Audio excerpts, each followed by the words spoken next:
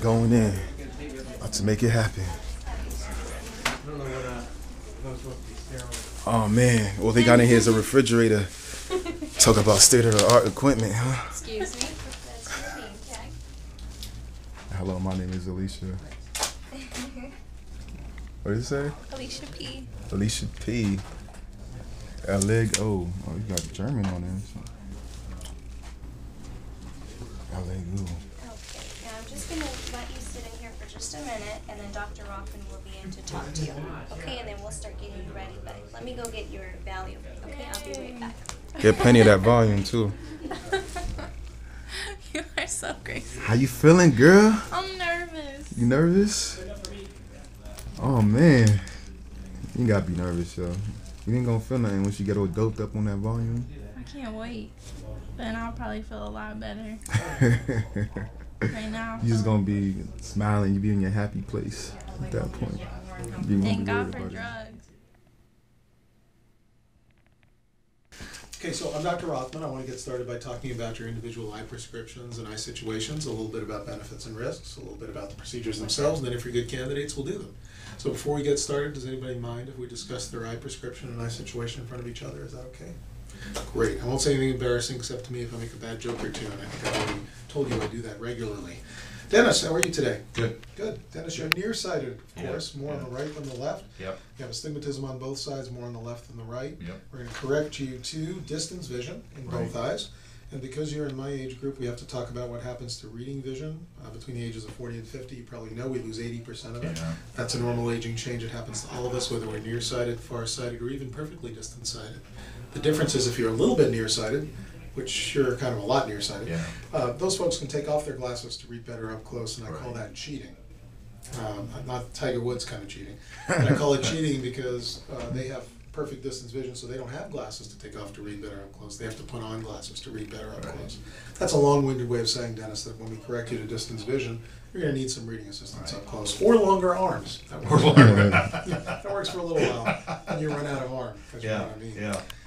The tear test was rather dry, more on the left than the right. Let's talk about dryness. Both of you will be drier after the procedure than you are right now. I mean, you'll produce less tears. Why is that? Because when we create that little flap and put it back down again, the surface of the eye becomes relatively less sensitive to the normal things that cause tearing, like wind and dust and dryness in general. So what we like to do, especially if you're dry to begin with, like you are, Dennis, is put these little plugs in that block where the tears go out. Not where they come in. That wouldn't make any sense. So we block where the tears go out. That's going to raise the level of the tears. Then we do the procedure. It lowers the level of the tears, but it's still higher than what you started with. That helps with healing, comfort, and vision. But even more important than all that, it actually reduces your risk of needing a secondary procedure or enhancement. And why is that? Because dryness is a form of irritation. Any form of irritation causes the body to try to undo what we just did. We don't want that. We want the body to accept the new shape and not try to undo it.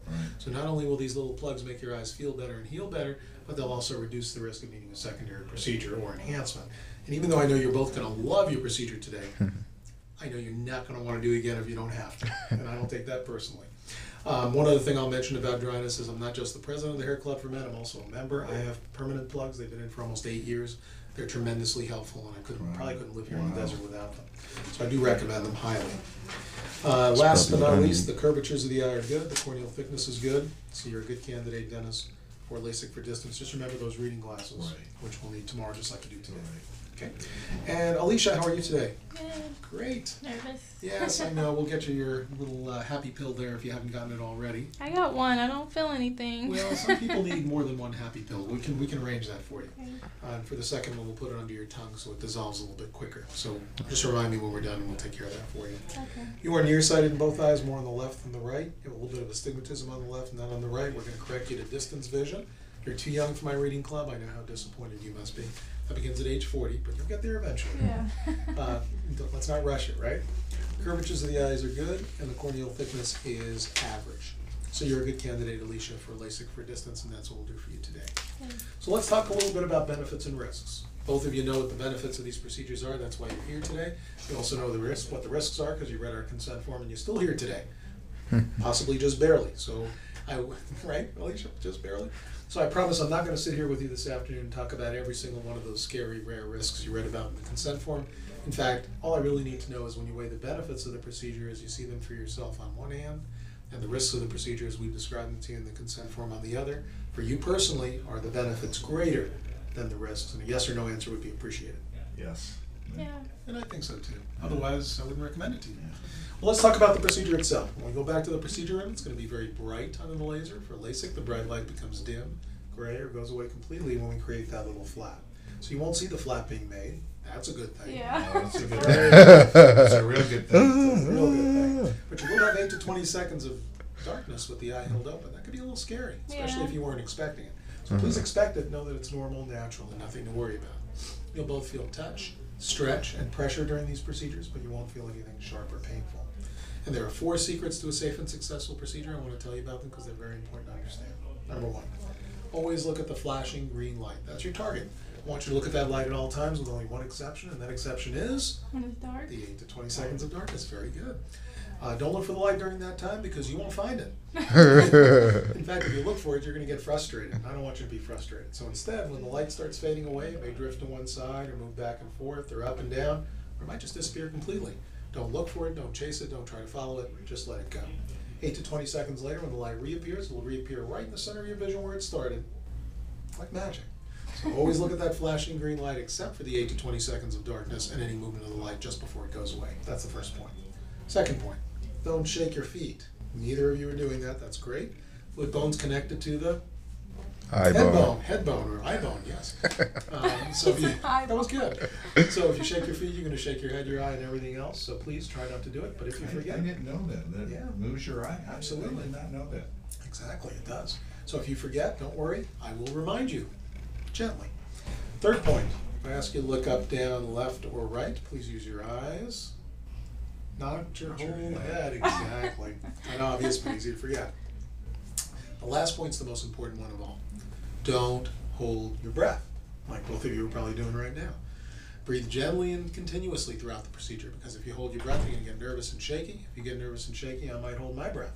That's not a good idea either. Both of us holding our breath, we don't want to do that. Okay, so let's review.